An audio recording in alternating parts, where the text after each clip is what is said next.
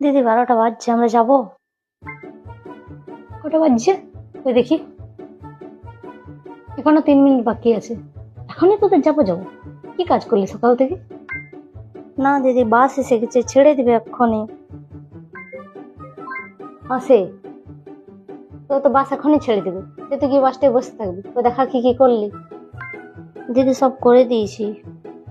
হ্যাঁ দিদিমণি, স্যালাইনটা চলছে না, ছোট দিদিকে লাগা বললি দেখ তোরা কি করেছিস, দিল না।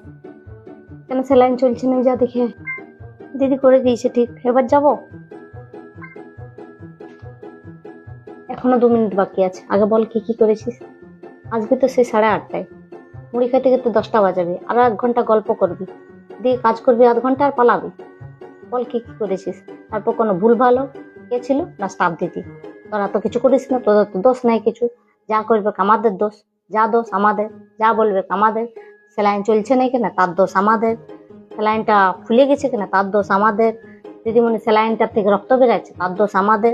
তো তো কোনো দেখবি না, কিছু করবি না, আর বলবি দিদি যাবো আর যাবো। কি বেড মেকিং করেছিস? শুরু হলো লেকচার।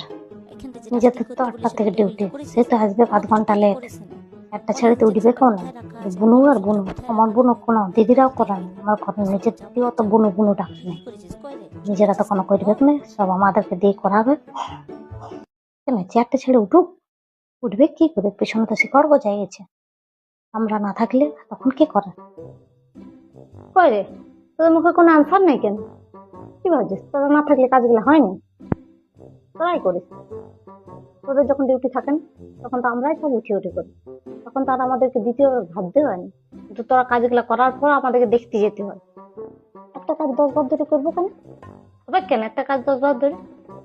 তোরা কমপ্লিট করে দিয়ে যাস না, তোরা করিস কিন্তু আধা কাজ ছাড়া, আর শুধু দিদি যাবো আর দিদি যাবো।